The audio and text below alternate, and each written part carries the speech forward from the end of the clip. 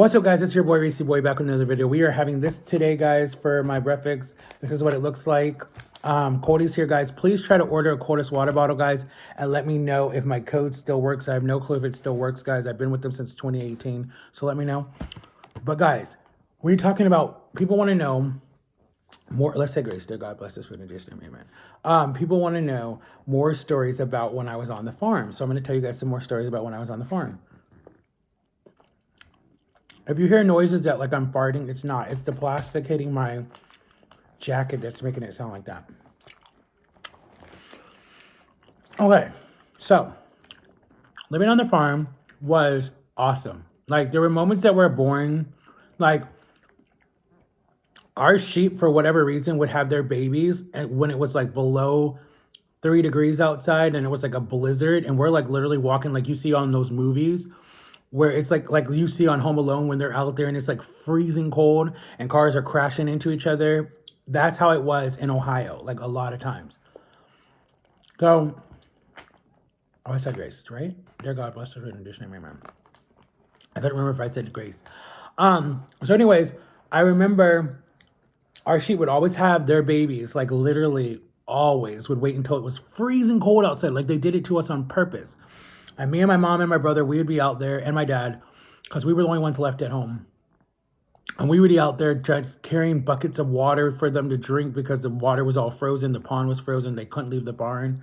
So we'd have to crack the ice in the morning that froze over, and the water that froze over. And then we'd have to walk it out there. I mean, heavy buckets of water, about not even a mile. It was probably like, I don't know, maybe 15 feet from our house. And then go give them their water. And if it fell, you had to go back and do it. So you got mad a lot of times.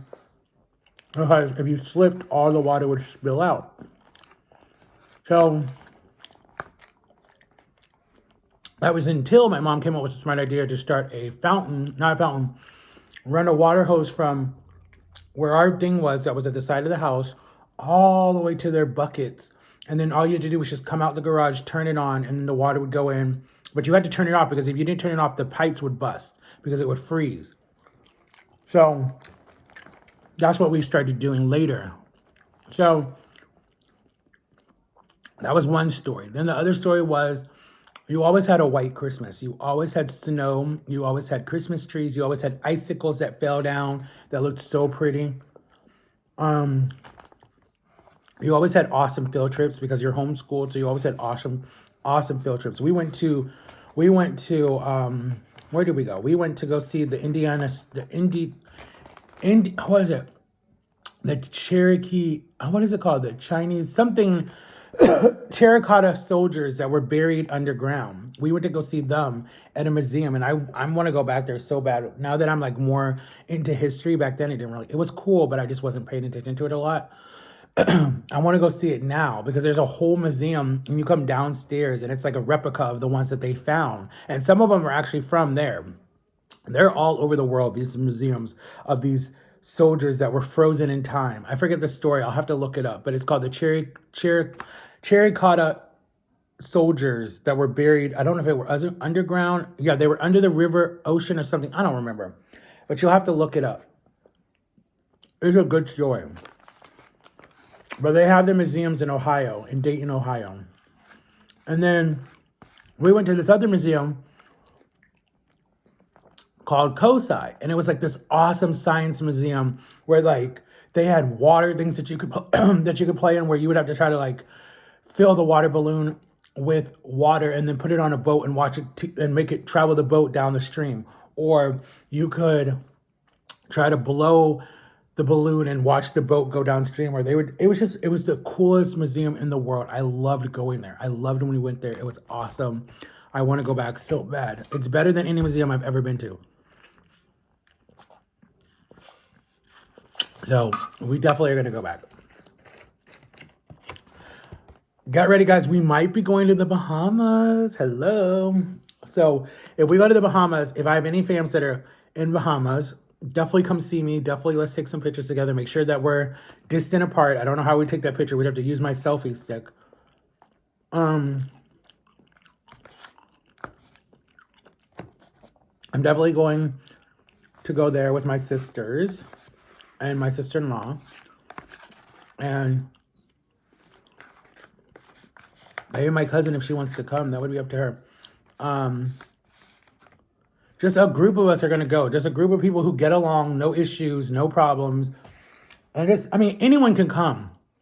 Anyone in our family is welcome. We're not that type of people, but it's just people who are not going to be like starting issues. Like, oh, I'm not going to come because that person's going. Like, we would just want someone who's just willing to like put like bygones be bygones and just go have fun as a family. Because of this crisis, everybody's been so isolated, and we just haven't been able to do a family. Like the last time we were all together was when I was in DC in March. That was when I was with my both of my sisters and my brother. So, and my favorite brother.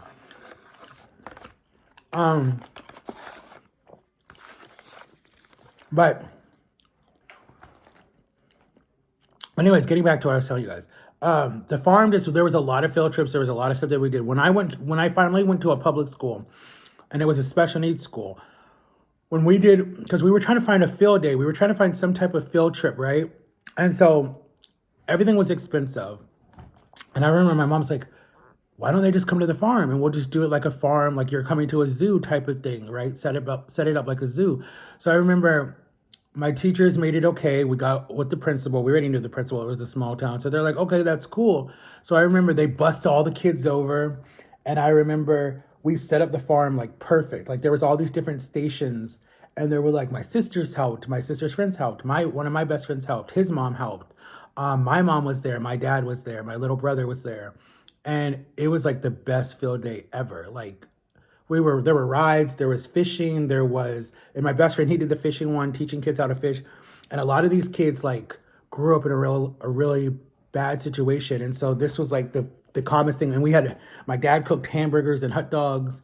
And guys, when I talk about our farm, we did so many parties. We did weddings, we did bat mitzvahs, we did sweet 16s, we did quinceañeras, we did weddings, we just had so much fun. Like I missed that. Like we were always doing something. And then to come to Florida, and we did some parties, but not a lot. Like we had so much land, so we could do like whatever we wanted.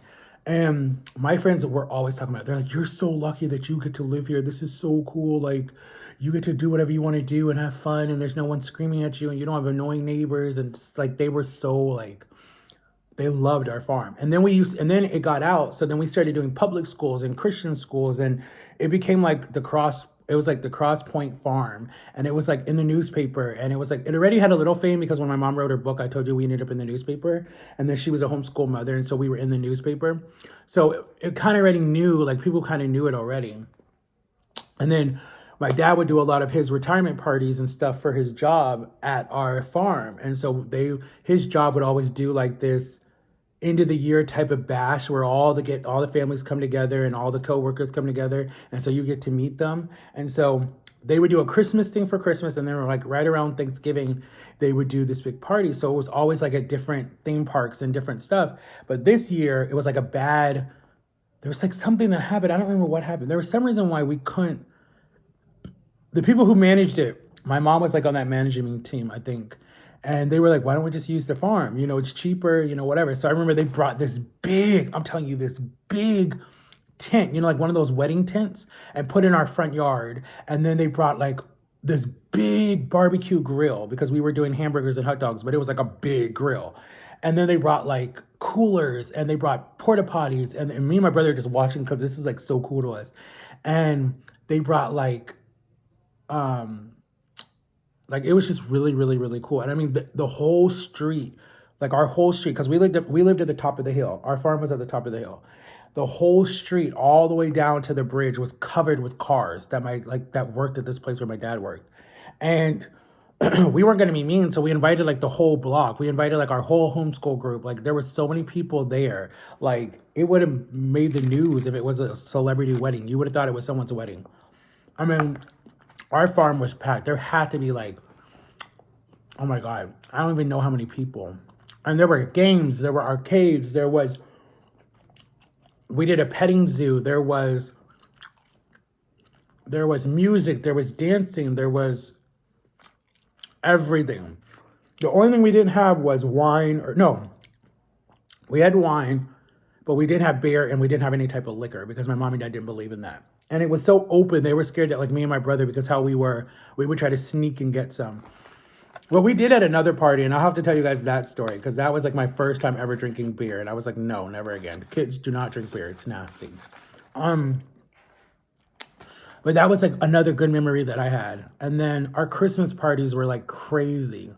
But I know I'm talking about like a lot of good stuff. A lot of bad things happen on that farm too that I really can't talk about on YouTube. I'll have to put it in my book, but just don't think that my life was so perfect because someone said that in a comment ago and I was like, no, no, no, no, honey. Like my life was not perfect. It's just I know how to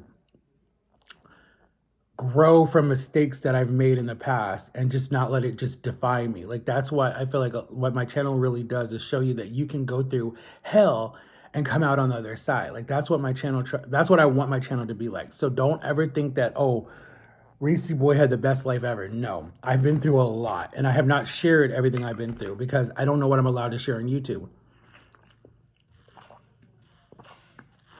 Especially now that I'm monetized and now that I am dealing with stuff. But what I want to say, guys, another thing I want to put in there, just side note, I will not follow you if your channel has nothing on it. If you have no pictures, if you have nothing on your channel, I will not follow you and I will not subscribe to your YouTube channel because someone like with that is harassing me right now and trying to bully me. And I refuse to deal with that. I'm not going to deal with that. And if it gets too bad, I will report it to YouTube and I will report it to TikTok and I will report it to Instagram because no one should be bullied for no reason. And I know I have to get used to that because of the type of career that I choose, but still, like, that's not fair.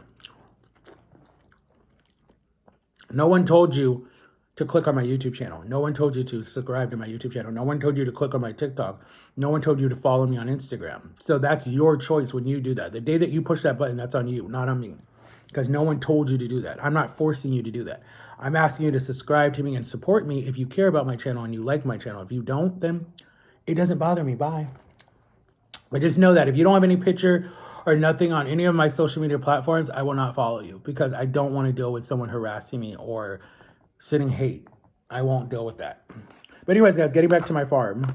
I always have to tell you guys something. I feel bad, but it was fun. I loved it. I loved the experience and I loved the journey. And like for part 2, guys, because we're running out of time. That's my first time ever saying that.